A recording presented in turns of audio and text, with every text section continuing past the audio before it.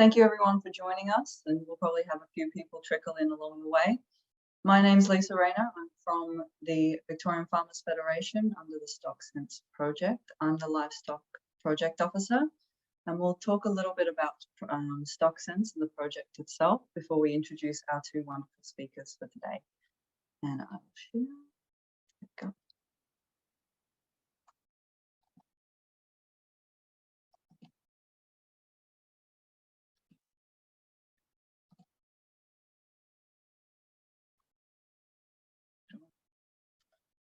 So Stock Sense is a levy-funded project under the Cattle Compensation Fund and the Goat and Sheep Compensation Fund.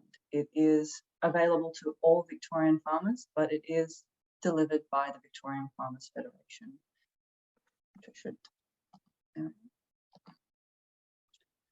So Stock Sense was established to help Victorian livestock producers maintain and improve animal health, welfare, and Victoria's overall biosecurity status. The Cattle Compensation Fund and the Sheep and Goat Compensation Fund was established to compensate livestock producers if there was an exotic disease outbreak, and part of that has actually been done or funded into projects that allow for preventative measures, which is what Stock Sense is. So we run educational workshops. We have one coming up in Euroa. We have webinars like this one.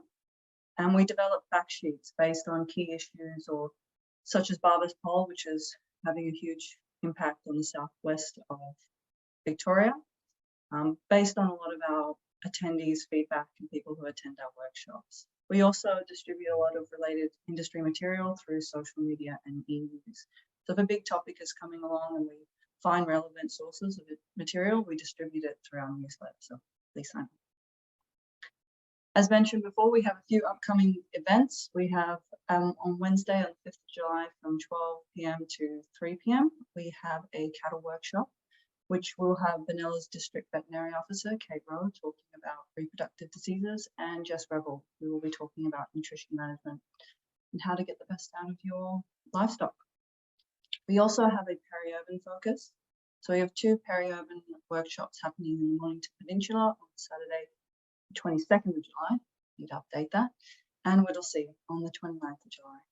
We also will be attending Sheepvention and running a workshop in the evening of Monday. At the end of this workshop and this webinar, you'll get sent an email that will have a feedback survey, which is really important to us to gauge whether this was successful or not and how you felt the webinar went, and if you have any questions and ways to improve it, because the best way that we can deliver the best workshops is if we get feedback from you guys.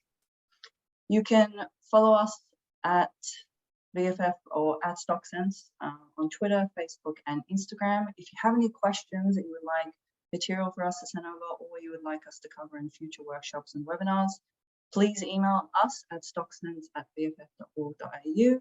And you can visit our website at bff.org.au/stocksense to find any of our resources.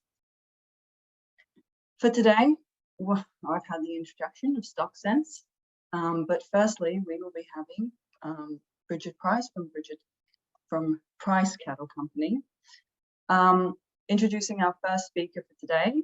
Brigid Price of Price Cattle Co. are from Central Queensland.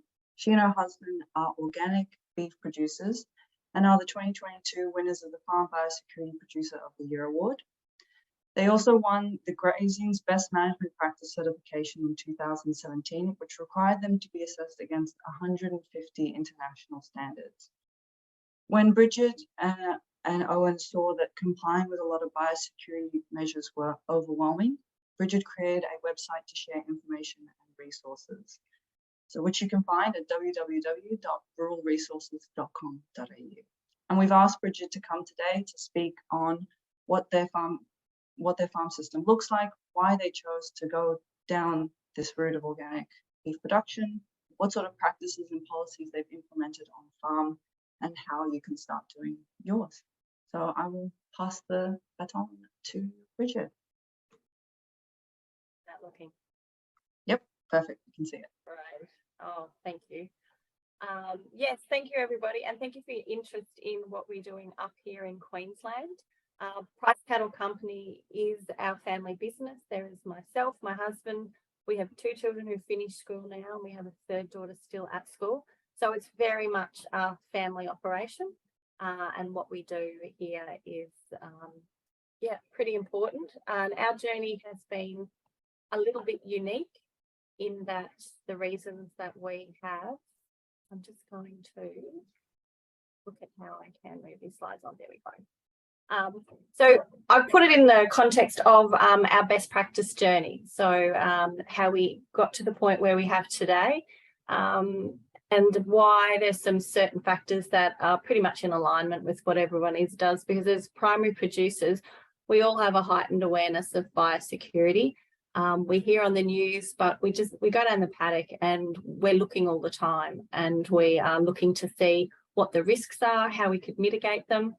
Our journey in Queensland, when responsibility changed from the zone level to the PIC, which is our property identification code, that actually forced us to have a bit of a mindset change. So rather than thinking that if there's an incursion, if something happens, it'll be at the zone level, it'll be coordinated with the DPI staff and they'll let us know what we had to do. We really then had to switch our focus to say, well, if we're accountable and we have to say what's been happening on our property, who's been coming and going, it really forced us to have a bit of a reflection. And at the same time, we also began, as Lisa said, the Best Management Practice certification in 2017. And that was a really good process for us because we had to actually look at what we were doing and how we were going to prove or demonstrate that we were meeting these standards. So, so we had a bit of a look around. We also attended a workshop on biosecurity, how to put together a biosecurity management plan. And we thought we would go and it would be an involved process where we would all have a look and see how to put together a program. But we actually just walked away with a folder that said, this is what you have to do. So it was really just another job. And I suppose in the context of, yes, we have unique variables in that 3 of our properties are organically certified. And we also have coal seam gas mining on one of those properties. So they were the variables that are unique to us in terms of what we've done. That's my son on his pet potty. So I was trying to put in the context that we're an intergenerational farming family. So as much fun as it is interacting with the animals, it's really important for us to educate our children on the business aspects of what we do and also why we do it and that changing environment around compliance. And the fact that as we chase those premium markets, and that's why we went to organics. We looked around and said, this is what we're doing. If we can document a little bit better and meet some compliance regulations, we'll be able to achieve a premium market. And that process of documenting gave us that opportunity to not only reflect and to consider the impacts, but really to say, okay, well, how can we take a preventative stance rather than being reactive if something happened? So that's how we ended up where we were. And the overall approach that we took was to put together an integrated system. So this came along with our best management practice of what we were doing. So we didn't just want to have manuals on the wall. So we didn't want to have one for biosecurity management and one for something else. So we really looked at how could we set up a system. Now, my background is in audit and finance. So I I didn't come into this blind. But I actually look for a practical way that we could implement a system within our business for all of our management. We came up with policies and procedures that were meaningful and beneficial. And we also completed the LPA audit, which looked at on the biosecurity, so looking at those measures. And with that, we had a conversation to say, how can we make it a little bit more detailed? And how can we look at ensuring that those third-party visitors that were increasing, that we couldn't prevent, weren't going to compromise our organic certification? So the biosecurity policy and management plan is one component of that integrated system of what we have in our business. So I thought I would so this is an example. So it's quite a straightforward process. Putting it together wasn't. If you have a husband like mine who is allergic to meetings and is allergic to the office, he was actually rolling around on the floor when I was saying, okay, how do we do this and why do we do this on all the different aspects of our business? He found it quite painful to say when we put the bulls in and when we pulled them out for our animal management, but he does acknowledge now it was actually a good process, because now when we have to actually set rules in place and explain why we do, we actually have a policy that says this is what we do, this is what we accept, and this is why. So it's a pretty straightforward. All of our policies have just a 1 sentence or a 2 sentence statement. So, and really it was just so that everybody could see in black and white. For example, this one, we proactively seek to manage all potential risks associated with pests and their impact on our business and the wider agricultural industry through measures designed to minimise risk within a farm, between farms and further afield. So that set the context for us. And yes, so then that's if I broke that down just to one of the examples of the different things that we do with self-assessment. I was just making sure at the time.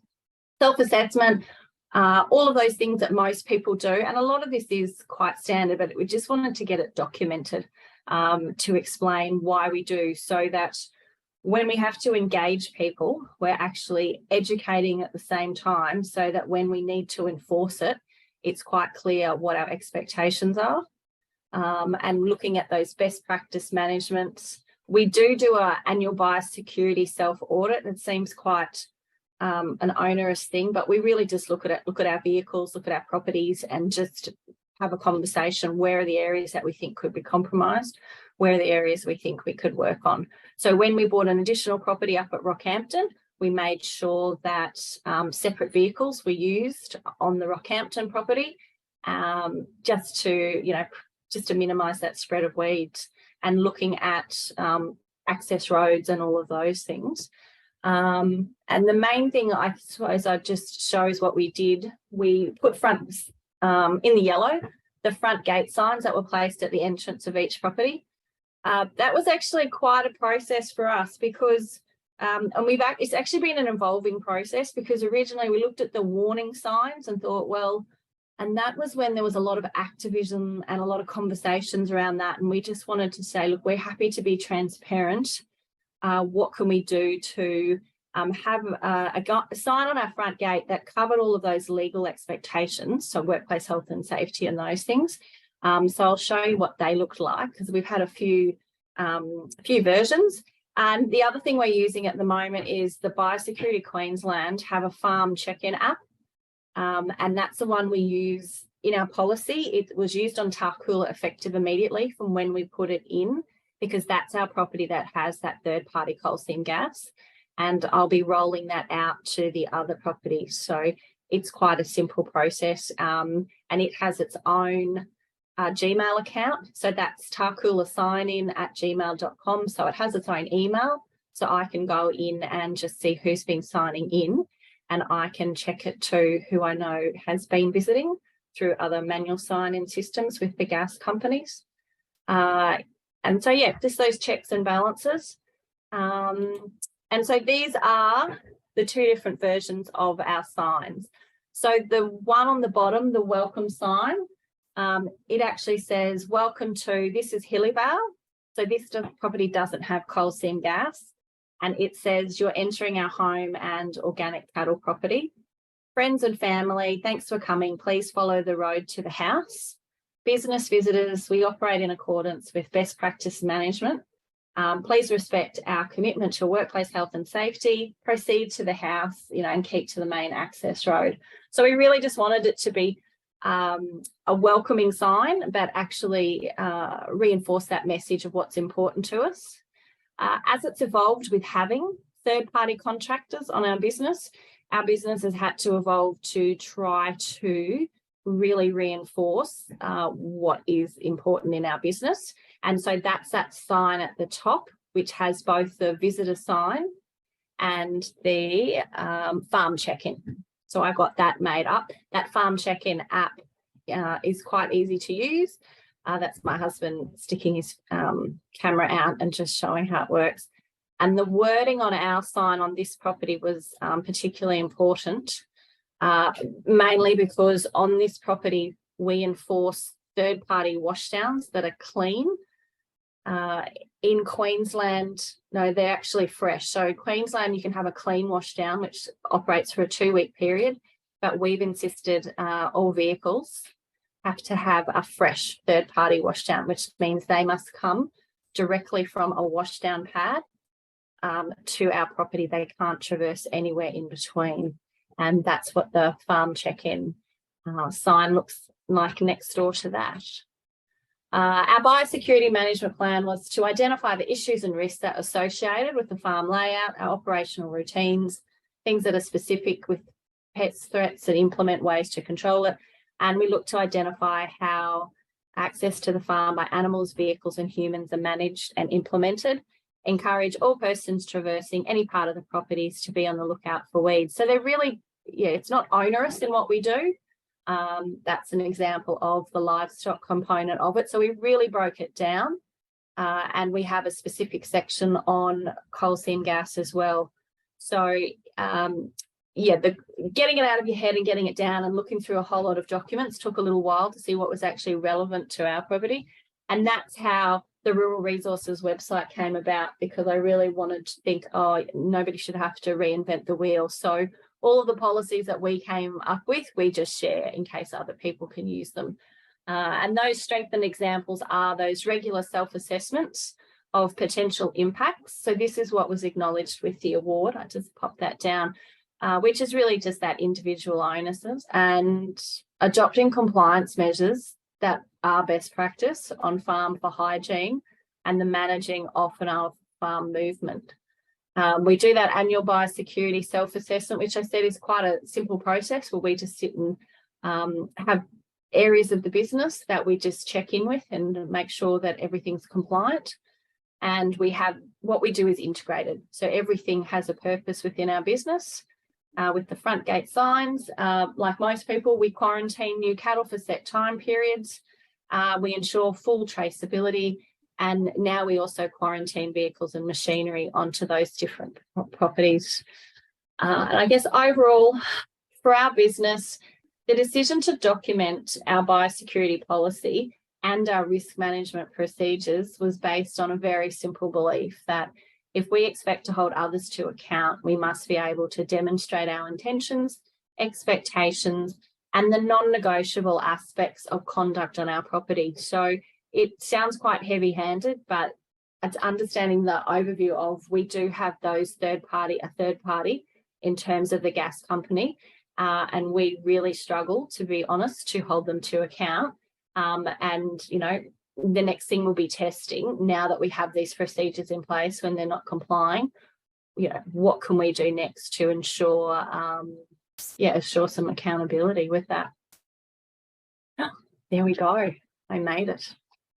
Thanks so much, Brigid. That was great. Just seeing how much you've implemented to try and maintain best practice and actually keep that certification, not only, you know, what you need to do, but above and beyond, which is just amazing. And I guess something everyone can really learn from. Our next speaker, well, thank you very much. It was great. And I'm sure I'll be actually listening to the recording later on just to pick up more. Our next speaker is Chelsea Hare. She grew up on a small beef farm in Maffra on East Gippsland and completed her veterinary science degree at Charles Sturt University in 2018. She has spent 2 years working in mixed practice in Mansfield, followed by 3 years in dairy practice in West Gippsland. Chelsea is most passionate about helping farmers run profitable and efficient businesses, and she has recently joined Herd Solutions, working alongside Alison Garth. So thank you very much, and we'll shift it over to you. Also, if anyone has any questions, just put it in the Q&A and we'll have time to answer them at the end. Thank you for that, Lisa. I'll just do this screen share now. All right. Thanks for that lovely introduction, Lisa. I'm currently in Maffra this evening because the internet in Walpura tonight wasn't so great. So as Lisa said, I'm a private practitioner in East Gippsland, and I've only been here for about a month, but I did grow up here, which was nice to come back to. So my presentation this evening is more so going to be looking at what can happen if we don't follow appropriate biosecurity practices. So I'll touch on some exotic diseases that we need to be aware of, and also look at the endemic diseases that we have in Australia that are common. And these are based on examples that I have seen in my 5-year career. So starting with just a very basic dictionary definition, what is biosecurity? So for me as a vet, biosecurity is the strategic measures undertaken to stop introduction and spread of harmful organisms and diseases.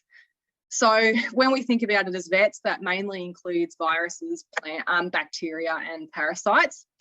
But having said that, I think a commonly overlooked biosecurity component that we don't often think about is plants and weeds. I'll primarily be focusing on animal diseases this evening, but I think it's important to remember that sound biosecurity practices also focus on preventing weed establishment on a property as well.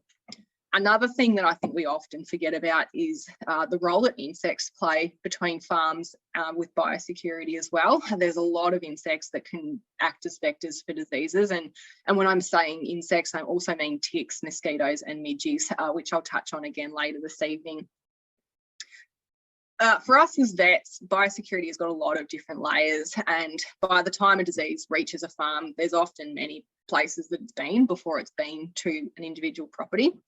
So when we look at biosecurity, we think also about biosecurity for exotic diseases as well, and there's a lot of projects that the government does to mainly maintain our access to many international markets. As most of us are quite aware, we produce a lot more produce in the agricultural sector than we could ever possibly use for our population. So these projects are quite important for our international market access, so we can continue to export a lot of our products. Some of these include the National Arbovirus Disease Monitoring Project, the TSE Freedom Assurance Project, the Screwfly Worm Monitoring Project, and the sentinel herds that we've got throughout Australia that perform routine disease surveillance to ensure that there's nothing making its way here without us being aware. We're very fortunate in Australia, just with our geography, that we are a giant island, and we've got very rigid borders that we can protect quite successfully relative to other countries in Asia and Europe. We also have a lot of domestic laws and policies, such as our national vendor decks and our cross-border surveillance that helps with national biosecurity as well. So as most of us are aware, we can't transport cattle from Queensland to New South Wales without having them sprayed. And if we're sending cattle to WA, there's a lot of screening tests that as vets we need to perform to enable those animals to cross the border into Western Australia as well. But most importantly, we also have our on-farm biosecurity, which we'll be mainly focusing on this evening. So how can a new disease enter a farm? This is by no means an exhaustive list. There is definitely more, but these are the more common ones that we think about. And buying in livestock is by far the most significant cause of how a new disease can enter a farm. But we also need to think about how buying in genetics can bring in certain diseases. Also buying in fodder when it comes to weeds and plant diseases. Wildlife and strays in Australia is a big one, unfortunately, because of the way in which our wildlife moves across Australia and just the fact that we have so many unique wildlife species and also pest species. They can bring in a lot of diseases onto a farm. Nose-to-nose contact with neighbouring stock is also an important mechanism for disease transmission, particularly when we think about respiratory diseases and pestivirus, and also vehicles and visitors, and even in some circumstances, wind. And why should we care?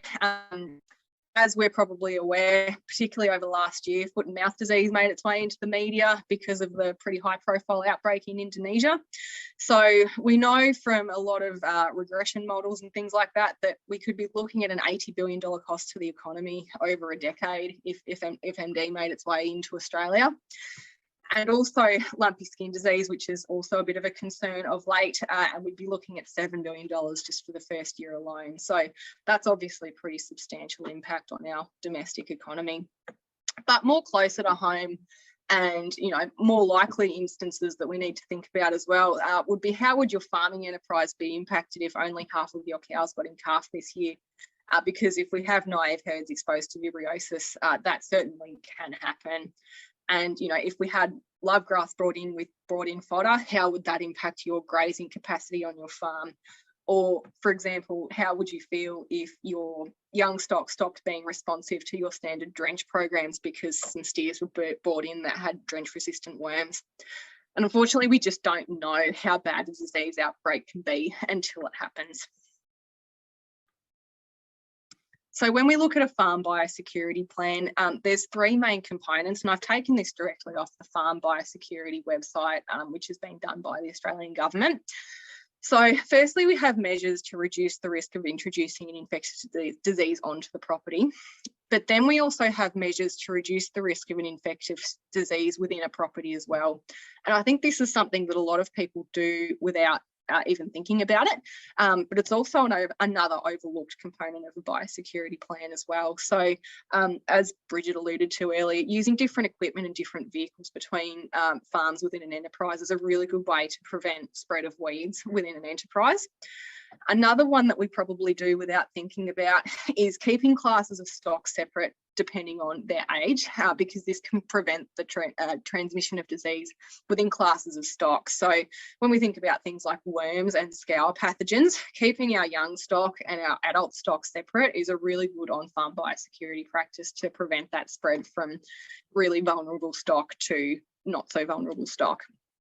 Another thing that we often do without thinking about it or should be doing is fencing off slow flowing water and scrubland to prevent transmission of things like liver fluke and Theileria from coming into our animals from the environment itself as well. And then lastly, that last point, so the measures we take to reduce the risk of spreading disease off our property as well. I think that biosecurity, it's really got to be looked at from a community perspective. It's not just one person's responsibility, it's everyone's responsibility to make sure that, you know, the Australian agricultural sector as a whole is well protected and not just individual farms.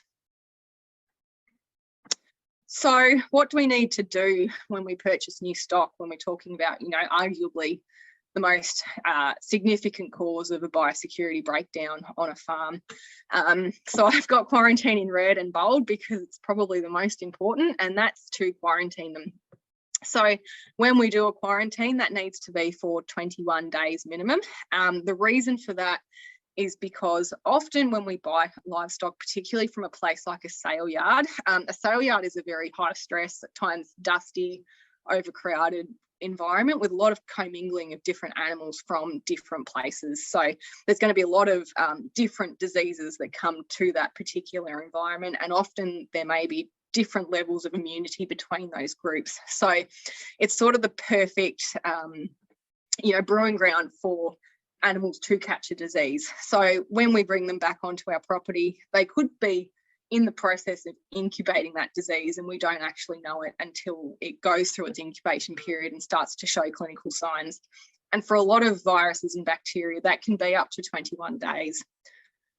Another thing that we need to quarantine for is also weeds. So with standard rumen retention time and transit through the gastrointestinal tract, weed seeds need to be given at least 10 days to make their way from the rumen and then out through the poo. So that's another reason we need to look at quarantining these animals as well.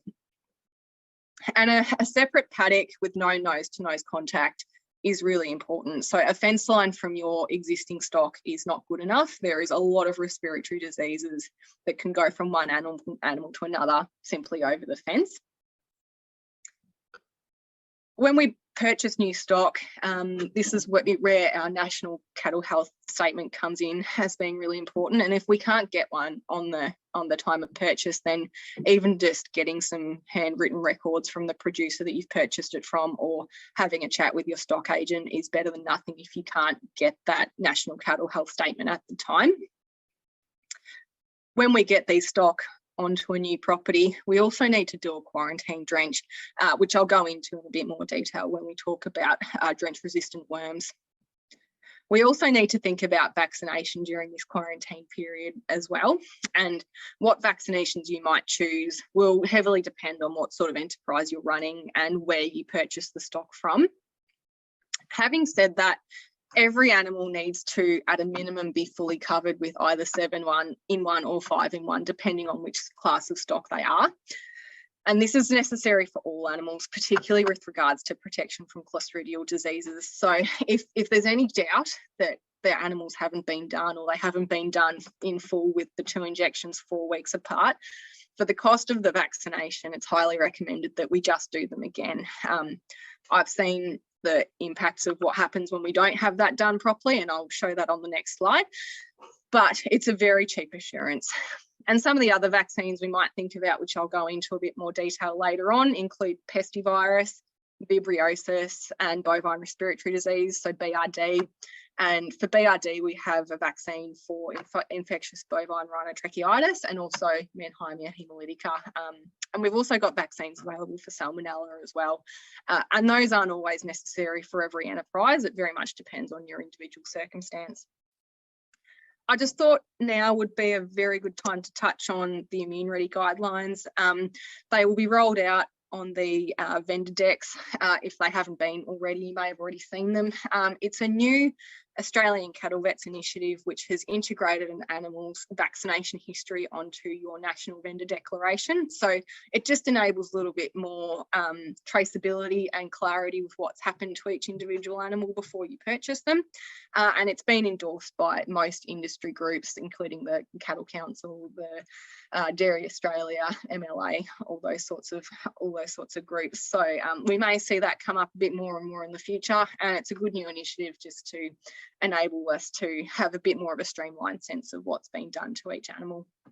And just a warning for anyone that's a bit squeamish, the next slide is a little bit confronting, so now is best to close your eyes if you're a bit squeamish at all.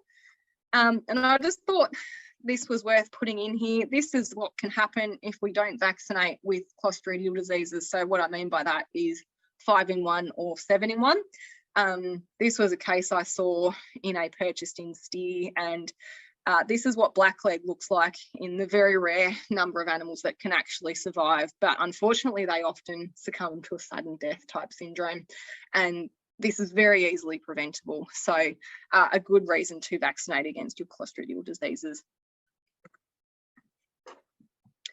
When we have animals in quarantine, we need to check them at least once a day, and we need to be monitoring them for things like scours, vaginal discharge, laboured breathing, any changes in their eyes, a sudden drop in body condition or lameness.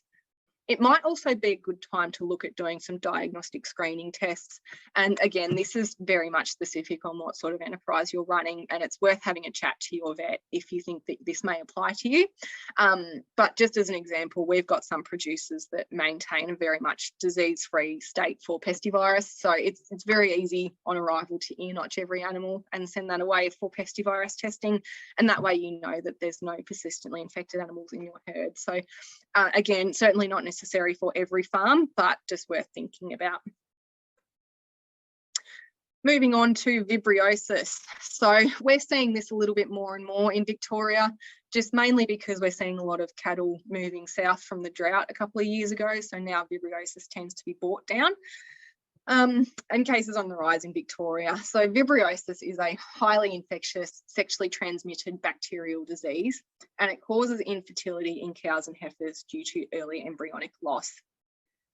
Cows that become infected usually can clear the infection within 2 to 3 estrus cycles. However, a lot of people that do their joining periods, this can be only 2 to 3 estrus cycles. So it's quite normal with a vibriosis outbreak to see up to 50% empty rates at preg testing time, which for a lot of people is a pretty substantial loss of income. The other thing that's a bit concerning with vibriosis is infection in cows and heifers can cause permanent damage to the reproductive tract, and some of these cows can also become persistently infected. Bulls can also become quite persistently infected, and typically the spread within a herd is an infected bull going around and then transmitting it to the females. Having said that, a persistently infected female can then introduce it to the bull as well, so it's very much a two-directional transmission of disease. Vibrio can also be carried in purchased semen, so that's also something we need to be remembered.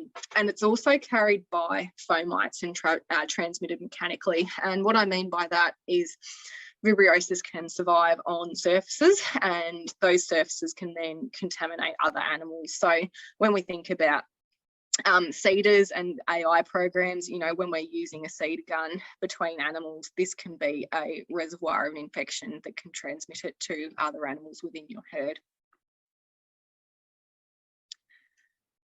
So when we look at prevention for vibriosis, what I recommend is we have all bulls vaccinated before first joining, and especially any new bulls. And again, if there's any doubt whether this has been done in purchased in bulls, I'd recommend you just do it again for good peace of mind. Another thing to think about is if we're buying in empty heifers, they can present a bit of a risk, because if we've got empty heifers, we still don't know what their joining history is. And often if an empty heifer ends up in a sale, it's because it didn't meet the grade on somebody else's farm. So that could mean it's actually been infected on another farm, and that's why it's ended up at the sale yard. So if you're planning on bringing those heifers in and joining them with your existing heifers, vaccinating both classes of animals would be good assurance against Vibrio. Unfortunately, even buying pregnant cows is not risk-free. Within an infected herd, 2 to 3% of pregnant cattle can also be carriers. So again, if you're buying in cows with an unknown status and you're going to run them with your existing cows, consider perhaps vaccinating your existing females as well.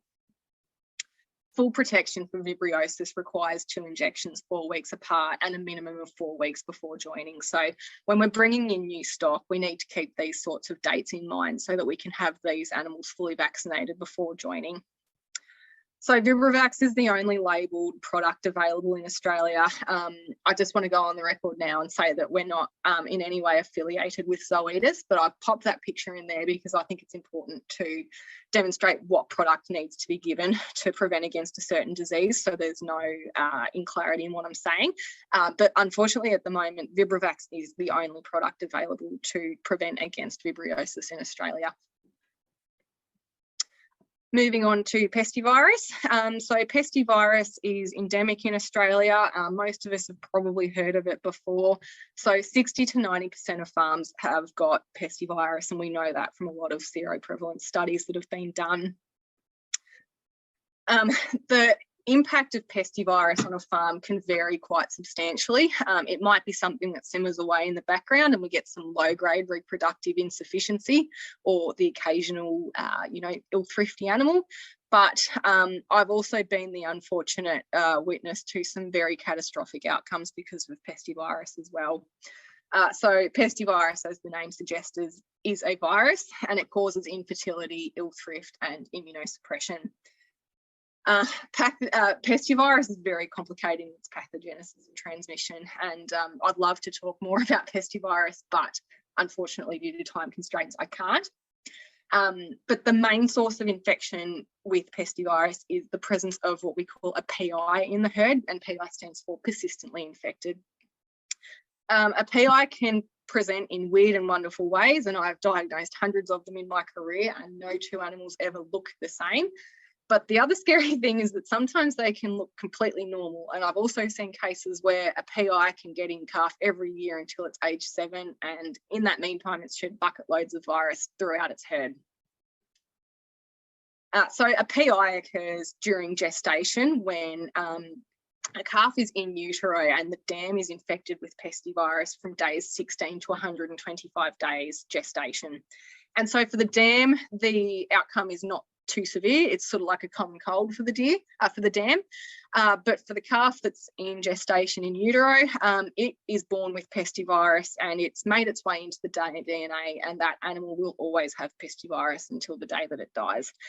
That's because the pestivirus has made its way into the DNA, and that calf doesn't know that it's foreign DNA. Bulls can also develop persistent testicular infection and shed high amounts of live virus in semen. So it can cause very disastrous weaning percentages if we get an infection in the naive herd during joining time. And the best protection is vaccination. So we recommend vaccinating any new bulls that come onto the property and any new females if you don't know what your herd status or vaccination status is. And if you're buying new animals that may come into contact with your pregnant stock, which I suspect in a lot of cases will be the case, then considering vaccinating your home females is worth considering as well. And again, we're not affiliated with Zoetis anyway, but PestiGuard is the only product we have available on the market at the moment for pestivirus. A quick note on buying semen. There are a lot of sexually transmitted diseases that can be spread in semen straws. So this includes infectious bovine rhinotracheitis, vibriosis, mycoplasma, and pestivirus as well. When we're buying semen from artificial breeding centres, those bulls that are collecting the semen daily, they're quite stringent with the biosecurity practices that go on with those bulls. So often those bulls are housed and the people that contact them sign in and sign out, and there's a lot of work that goes into making sure those bulls don't act as massive disease reservoirs when you're purchasing semen. And then the semen itself is also tested for quality assurance. So the point that I'm trying to make is if we are buying semen from a private purchase from someone down the road or from someone that's not an artificial breeding centre, just to be aware that it's important just to ask questions with regards to what sort of biosecurity practices are applied to the males, and is there any disease testing performed on the males and also on the semen as well. So BRD, it's a multifactorial disease, bovine respiratory disease, sorry, and it's a complex interaction of an infectious agent and the environment that cattle are kept in. And again, BRD is something I could talk about for a couple of hours, but due to time constraints, I can't. So often there's an underlying viral pathogen implicated in BRD that's highly infectious, and this includes things like IVR, parainfluenza virus, and bovine rhinosyncytial virus, and pestivirus also is implicated in BRD as well. And then we see severe cases when there's a secondary bacterial pneumonia. I thought it was important just to include BRD here because a lot of the risk factors like commingling, stress, transport, poor ventilation, crowding, etc., are the sorts of things that occur at cattle sales. So it is high risk for bringing these diseases onto your property with new stock. Again, there's lots of vaccinations available. So there's now a vaccine for IBR and also MH, which is Mannheimia hemolytica. Again, worth chatting to your local vet if you think that these are things you need to consider in your vaccination plan, but certainly not required for every instance. So again, worth just having a chat with your vet. The last topic I'll be talking about this evening is drench-resistant worms, and there's a lot of widespread anthelmintic resistance reported in Australia. So in a 2016 study into drench-resistant worms in the McAllister Irrigation District, anthelmintic resistance was detected on 20 out of 20 farms involved in the study. When we think about worms in young stock, Osteotargia is arguably the most concerning, and in that particular study there were actually 3 farms that detected resistance to all 3 classes of drenches, and by that I mean mectins, clears and whites. So there is a lot of drench resistance around, and unfortunately in case a company decides to go and make another drench, sometimes we're stuck with the ones that we've got for quite an extended period of time. So what I'd recommend you do if you're buying in any class of new stock is to drench with a multi-active product on arrival and to avoid porons. Porons, unfortunately, can have very mixed uptake between stock. So this is because of the skin barrier that can have a pretty variable absorption, and also the fact that young stock in particular like to lick it off each other. So we just don't get a truly uniform amount into each animal. So with multi-active products on the market for cattle, there's not very many. Trifecta, which is an oral triple active, or Dectomax V, which is a injectable dual active, are the 2 best choices we've got available. And I'd also recommend we just perform a worm egg count on young stock 10 days after drenching to ensure there's no resistant worms beyond that initial drench. If there's still a worm egg count present 10 days after, it might prompt us to drench them again with a different class of anthelmintic before letting them out onto your pasture.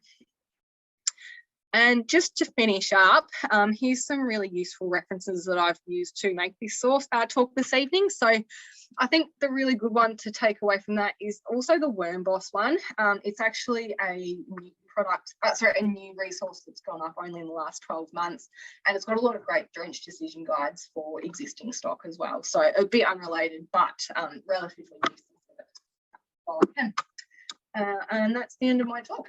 Thank you so much, Chelsea. I learned so much, and I think just takeaway is keep on top of things, keep monitoring stuff, and the importance of vaccination. It's something so cheap can help you save a lot of money down the road. We have a few questions from emails. One is from Tony, who says that they're having a lot of empty cows for the last 10 years and they're not sure why. Would it be more appropriate to go to a vet and test out, what could be going on, whether it's a vitamin deficiency or whether it might be pestivirus or something along those lines? Yeah, look, that's probably not something that I can answer in a very short answer, but there's a lot of different causes of reproductive insufficiency. So I've talked a lot, obviously, about reproductive diseases that we can get in cattle, but there is literally hundreds of causes for poor reproductive performance within a herd. So yeah, a veterinary visit would be a great start, because we need to sort of start at the beginning when it comes to these sorts of disease issues on a farm and look at, what's the overall history, what sort of classes of stock are most impacted, what's your pasture management like, and nutrition and those sorts of things, and trace mineral management.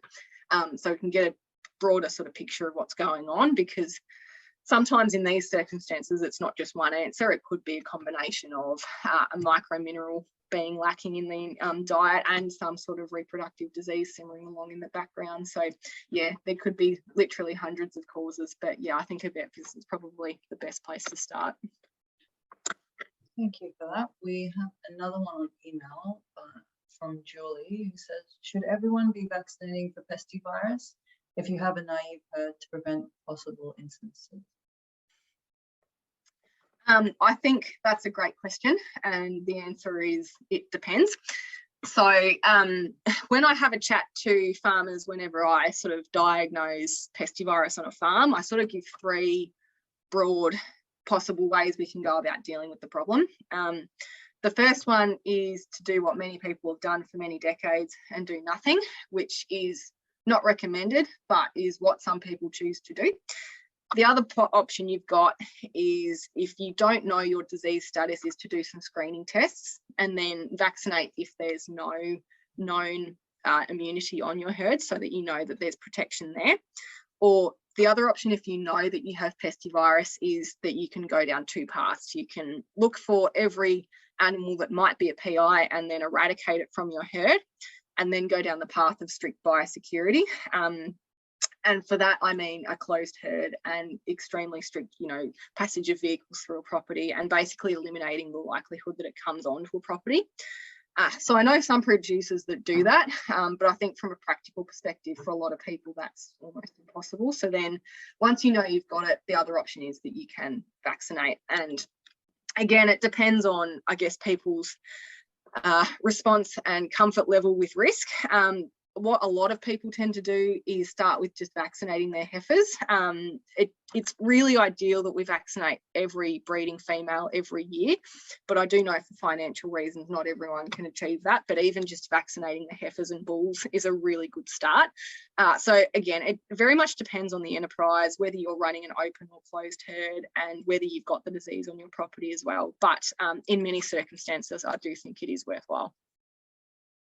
And you mentioned, I guess, talking about 5-in-1 versus 7-in-1, and there's a significant cost difference between the 5-in-1 and 7-in-1. I think it's around 50 cents for the 5-in-1, about $2.30, $2.50 for the 7-in-1. Like, given that price difference, is it worth doing the 7-in-1? And I guess where should you be putting that money, whether it's the heifers or the incoming steers or incoming bulls and such? Certainly when we're looking at steers, if we're doing a lot of steer trading, your 5-in-1 is generally enough for those animals.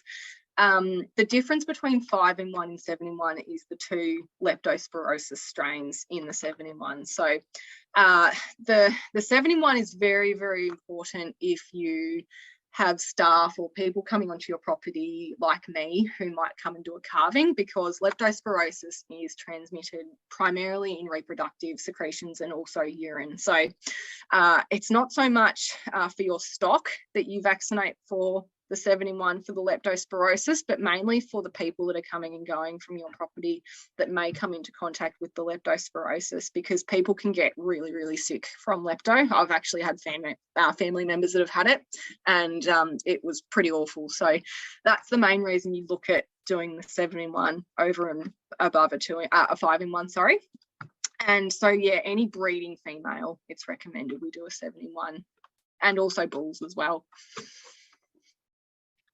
Awesome. I guess a little question for you, Brigid. I guess, how do you, with, I guess, biosecurity on your fences and sort of, I guess, your neighbours and your community being a big sort of vector or point of contact for your stock, how do you talk to them about managing biosecurity? Is it sort of casual conversation leaning over the fence sort of thing? And are they really willing to sort of manage their biosecurity and keep it up to scratch, knowing how stringent you guys are? Look, we are pretty fortunate in that the Rockhampton block is a new one. We've only had it for 2 years. And it's quite a big parcel of land with, I think, about 19 neighbours. So I suppose the first thing is we look at what we can do first, and that is we make sure our boundary fences are pretty good. So it's always a priority for us. And getting to know our neighbours and those conversations.